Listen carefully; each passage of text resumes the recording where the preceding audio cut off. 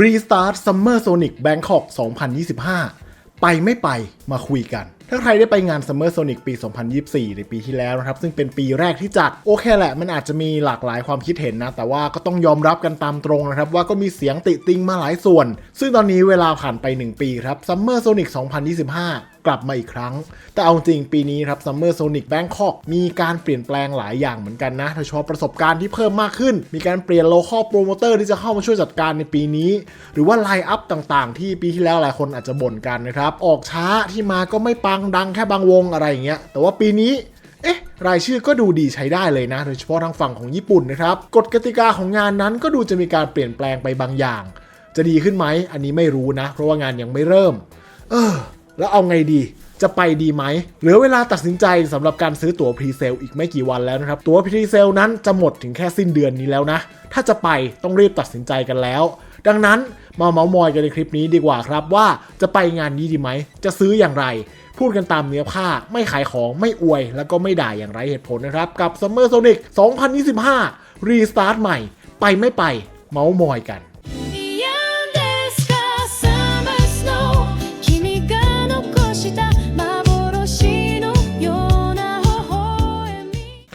สวัสดีครับคุณผู้ชมฮะผ่านไป1ปีแล้วนะครับสำหรับงาน Summer Sonic Bangkok 2024 ก็มาสู่ Summer Sonic Bangkok 2025 ปีหนึ่งที่ผ่านไปเนี่ยมันมีอะไรเปลี่ยนแปลงไปหลายอย่างเหมือนกันนะก่อนอื่นต้องบอกว่านี่จะยังไม่ใช่คลิปแนะนำศิลปินในงานนะอันนี้ขอเก็บเอาไว้พูดบิ้วกันตอนใกล้ๆอีกครั้งหนึ่งเผื่อว่าไลน์อัพมีอะไรเปลี่ยนแปลงนะครับคลิปนี้ก็จะมาเน้นเมาส์มอยถึงเรื่องราวของ Summer Sonic ปีที่แล้วต่อเนื่องมาจนถึงปีนี้ว่ามันมีทิศทางอะไรที่เปลี่ยนไปในทิศทางไหนสำหรับใครที่ยังคิดหนักว่า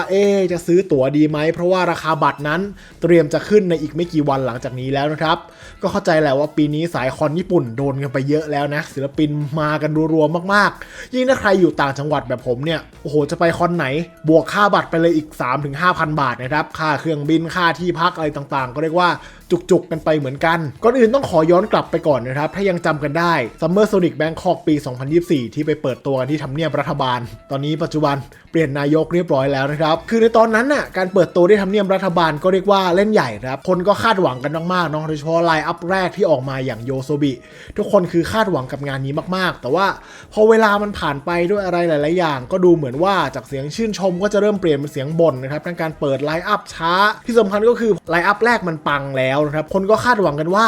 ไลน์อัพต่อไปมันจะต้องดีพอๆกับไลน์อัพแรกอันนี้คือเป็นปกตินะแต่ว่าพอเปิดไลน์อัพต่อมามันก็ไม่ได้สร้าง Impact มากเหมือนไลน์อัพแรกอีกแล้วนะครับโดยส่วนตัวผมว่าในปีที่แล้วนะไลน์อัพของศิลปินต่างชาติอื่นๆที่ไม่ใช่ญี่ปุ่นถือว่าแจ่มอยู่นะครับเราได้ดูการแสดงสดของ One Republic ซูเอตออโรล่า Nothing But Thieves รวมถึงน้องหลินปิง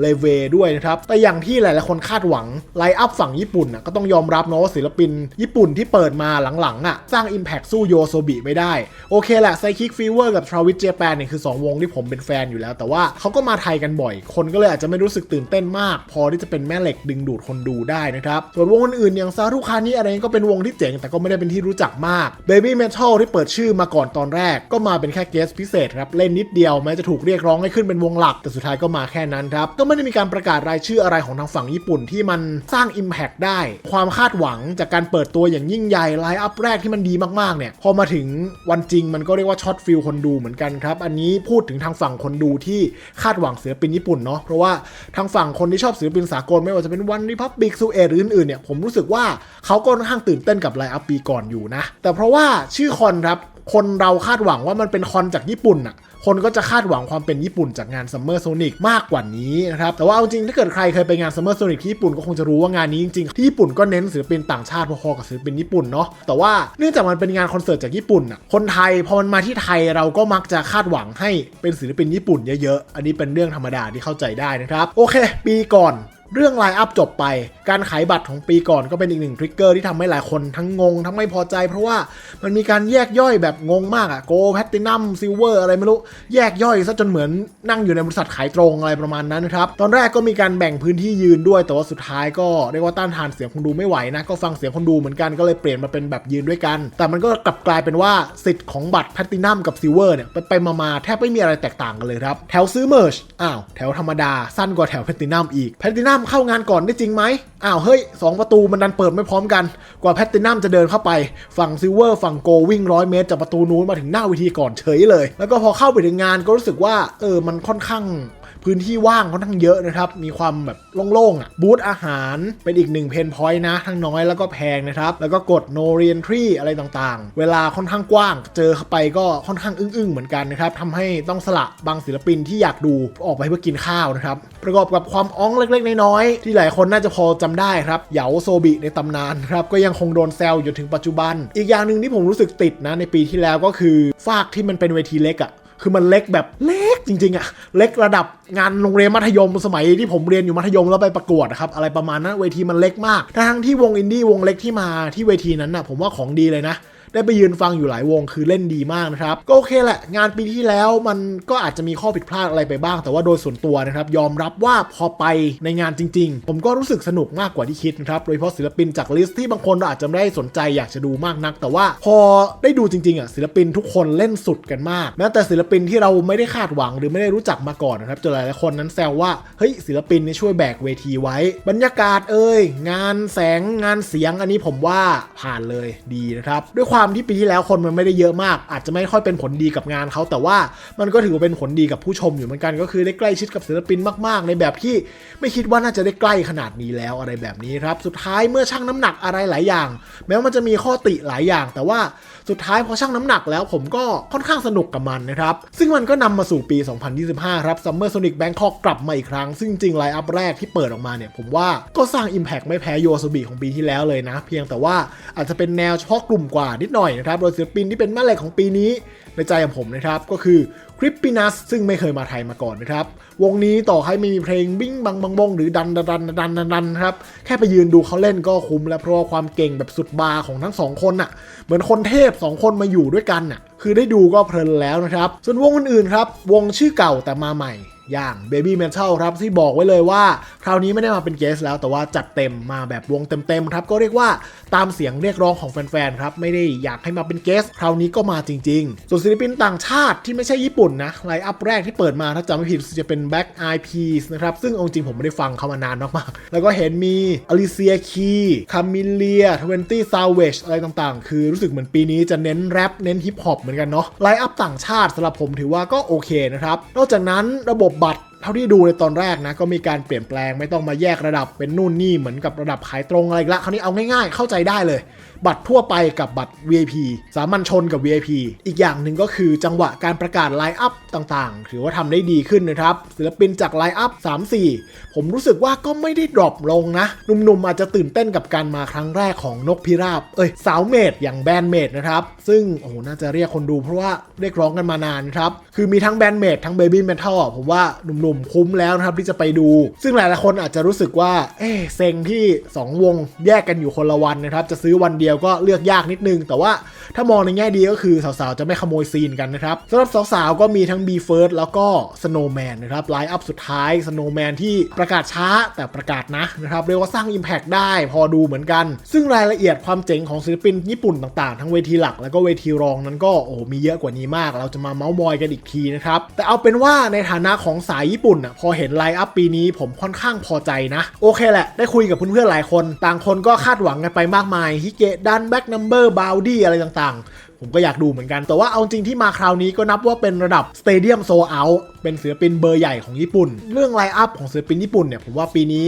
ค่อนข้างโอเคแล้วนะครับส่วนฝั่งต่างชาตินอกเหนือจากญี่ปุ่นรวมถึงศิลปินไทยผมว่าก็ค่อนข้างลงตัวนะไม่ว่าจะ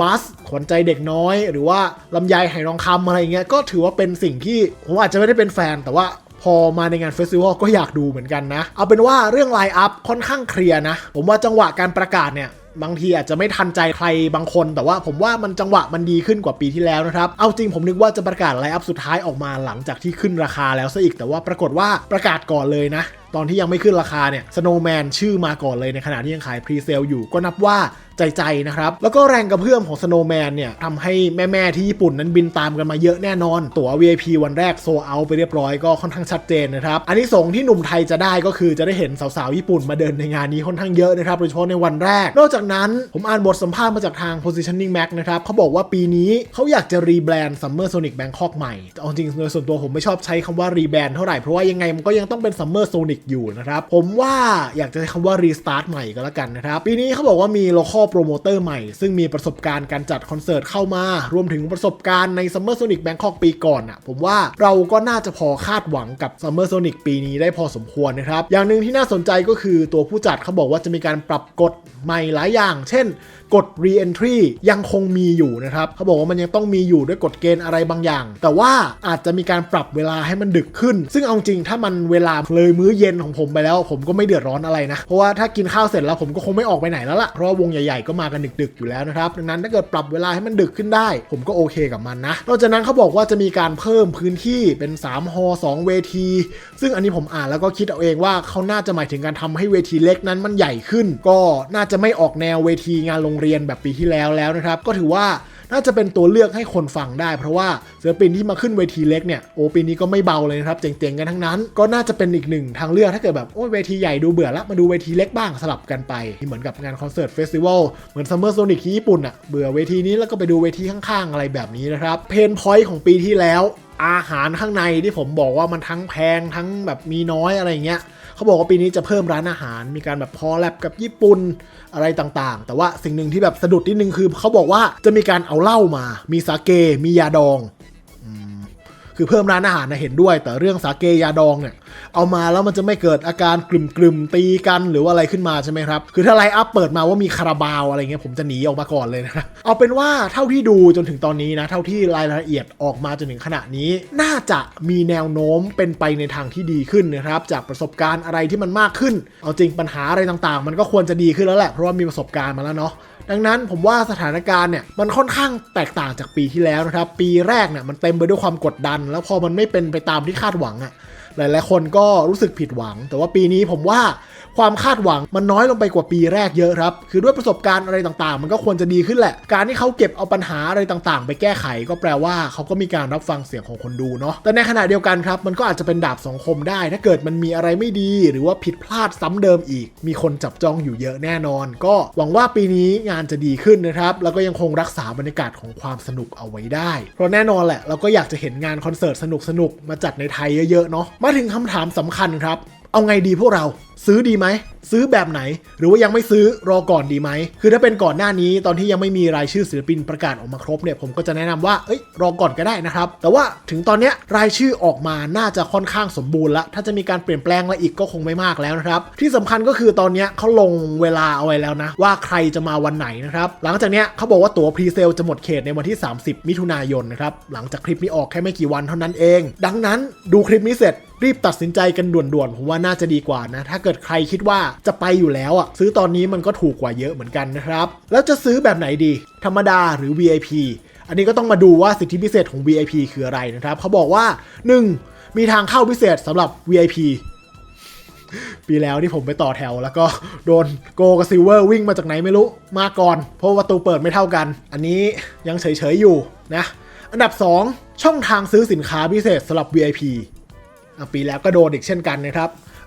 บแพลตตินัมแถวแพลตตินัมยาวเหลือเกินแถวธรรมดาสั้นกว่าอันนี้ก็ไม่ได้โดนใจเท่าไหร่อย่างที่ 3 ห้องน้ำพิเศษสำหรับ VIP ปีแล้วก็เหมือนจะมีแต่ผมหาไม่เจอนะพยายามเดินหาก็หาไม่เจอไม่คาดหวังมากนะครับอย่างที่ 4 VIP Lounge อันนี้ยังไม่รู้ว่าหน้าตาเป็นยังไงมันดีแค่ไหนยังไม่สามารถคาดเดาได้ว่าเป็นยังไงแต่ถ้าเกิดมันมีพื้นที่นั่งพักสำหรับ VIP ที่มันคนไม่เยอะมากอะไรเงี้ยมันก็อาจจะดีมั้งแต่ว่าที่สำคัญก็คือข้อที่5ครับเชื่อว่าหลายๆคนที่ซื้อ VIP ก็เพราะข้อที่5นั่นเองครับก็คือพื้นที่โซนพิเศษสำหรับ VIP นะเราจะเห็นปีที่แล้วว่ามันจะมีพื้นที่ด้านหน้าซึ่งแพลตตินัมเข้าไปไม่ได้นะตรงนั้นเห็นเลยว่าพื้นที่ตรงนั้นค่อนข้างใกล้ศิลปินใครจะซื้อ VIP เนี่ยผมว่าข้อ5เนี่ยพื้นที่ตรงนั้นน่าจะเป็นจุดสำคัญที่จะซื้อซึ่งถ้าเกิดซื้อ VIP ครับราคาบัตรก็เพิ่มขึ้นมาประมาณ1เท่าตัวเลยทีเดียวคือ VIP แบบ1วันแพงกว่าตั๋วธรรมดา2วันอะไรประมาณนั้นนะวันแรกตั๋ว VIP เนี่ยหมดไปแล้วนะครับผลจากแม่ของ Snowman ที่บินมาจากญี่ปุ่นถ้ามีงบอยู่แล้วผมว่าจัด VIP ไปเลยนะครับการได้พื้นที่อยู่ข้างหน้าเนี่ยไปคอนปกติถึงมีเงินก็ซื้อไม่ได้นะครับดังนั้นนี่น่าจะเป็นโอ อกาสที่ดีแล้วนะครับแต่ถ้าเกิดงบมีจำกัดแล้วต้องเลือกผมเชียร์ให้ซื้อแบบ2วันแบบธรรมดาดีกว่าเพราะว่าตั๋ว2วันแบบธรรมดาเนี่ยราคาถูกกว่า VIP วันเดียวด้วยนะครับเขาบอกว่ามีโซน VVIP อีกแต่ว่ารายละเอียดอะไรต่างๆยังไม่มีในตอนนี้นะผมก็เลยยังไม่สามารถพูดถึงได้นะครับแล้วถ้ามีงบจำกัดจริงๆไปได้แค่วันเดียวจะซื้อตั๋ววันไหนดีผมเชื่อว่าปีนี้สายญี่ปุ่นโดนงานคอนญี่ปุ่นกันเยอะมากๆซับจางกันเป็นแถบนะครับดังนั้น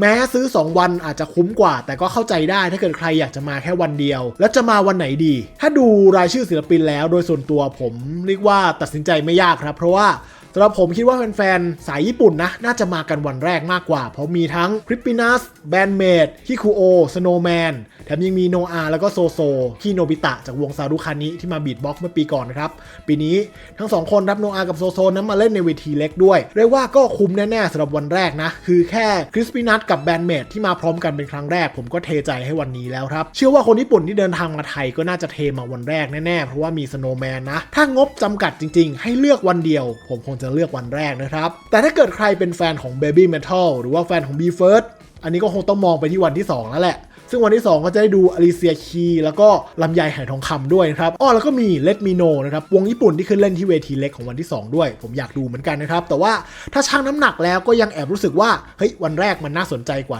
นิดๆก็อันนี้สำหรับคนที่เลือกได้วันเดียวนะก็ชั่งน้ำหนักดูนะครับแต่ว่าถ้าแนะนำได้ก็2วันไปเถอะนะคือดูจากรายชื่อของศิลปินทั้ง2วันแล้วก็คุ้มนะครับปีนี้ยังมีอีกหลายคนครับดังนั้นบริหารการเงินให้ดีเอาเท่าที่ไหวนะครับส่วนใครพร้อมก็มาเจอกันนะครับจะดีไม่ดีอย่างไรเราก็มาร่วมเป็นพยานไปด้วยกันนะครับถ้าถามว่าคาดหวังกับงานปีนี้ได้ไหมผมว่าคาดหวังเอาไว้เถอะถ้าเราทำอะไรโดยที่ไม่มีการคาดหวังเลยสุดท้ายมันก็จะไม่เกิดการพัฒนาอะไรใดๆจริงไหมครับปีแล้วมีเหยาโซบิปีนี้จะมีอะไรอีกไหม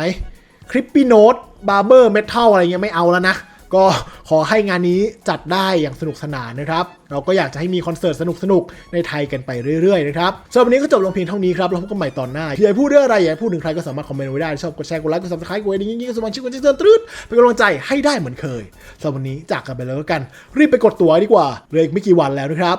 บายบายあの日の涙が光に変わる時やんですか Summer Snow 季節を越えてまた出